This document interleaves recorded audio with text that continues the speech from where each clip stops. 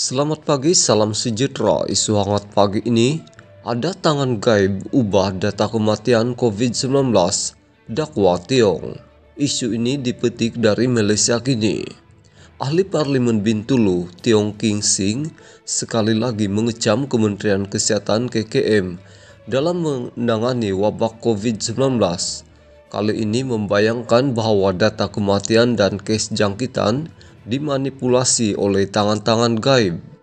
Dalam satu kenyataan, Tiong berkata sejumlah 31.696 kematian setakat 10 Januari akibat COVID-19 di negara ini hanyalah angka yang dilaporkan dan diterbitkan. Lebih menyayat hati jika ditambah bilangan yang tak dilaporkan. Kadar kematian yang tinggi ini bukanlah sesuatu yang boleh kita nafikan, maafkan atau normalisasikan. Bagaimana kita boleh terus begini? Berapa banyak lagi nyawa yang perlu dikorbankan sebelum menteri kita benar-benar mula mencegah lebih banyak kematian? Ia tidak perlu seorang jenius untuk tahu bahwa data mengenai kematian dan kes yang disahkan sedang dimanipulasi oleh beberapa tangan gaib, katanya. Dia bagaimanapun tidak menghuraikan perkara itu atau memberikan bukti untuk menyokong dakwaannya.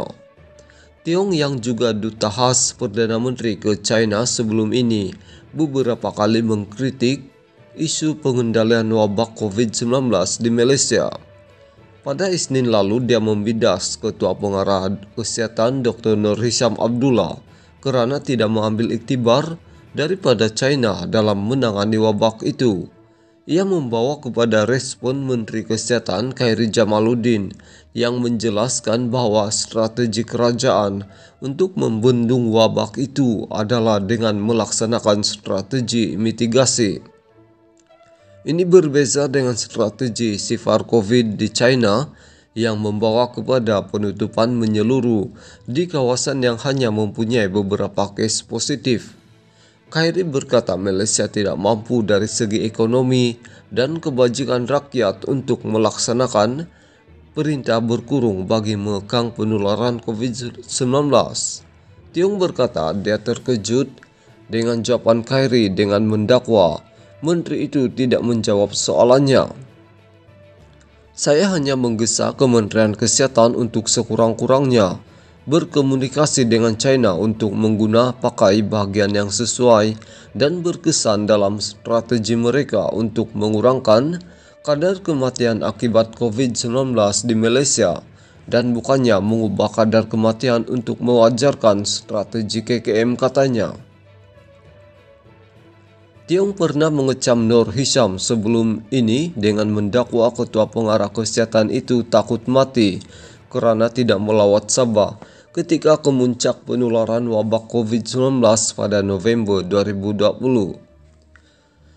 Apabila Selangor mencatatkan jumlah kes COVID-19 tertinggi pada 2020 disebabkan kluster yang besar di beberapa kilang sarung tangan, adakah Nur Hisham ada strategi tindak balas pantas terhadap itu? Selain tidak berdaya menghalang jangkitan merebak satu demi satu, kilang-kilang disuruh tutup secara berperingkat, sementara nyawa manusia terancam. Di negara lain, kecuaian sedemikian akan menyebabkan menteri dan pengarah kesihatan terpaksa melepaskan jawatan serta-merta. Di Malaysia, dia dipuji kerana mengambil jalan mudah dan melakukan sesuatu secara berperingkat, katanya. Dia menggesa Khairy memberikan penjelasan mengenai dakwaan reaksi Malaysia yang tidak seimbang terhadap China dan data bilangan dos vaksin yang dibeli oleh KKM sejak Khairy memegang jawatan. Malaysia kini sedang menghubungi pihak KKM untuk mendapatkan komen. Sekian isu hangat pagi ini, jangan lupa tekan butang subscribe dan kita jumpa lagi.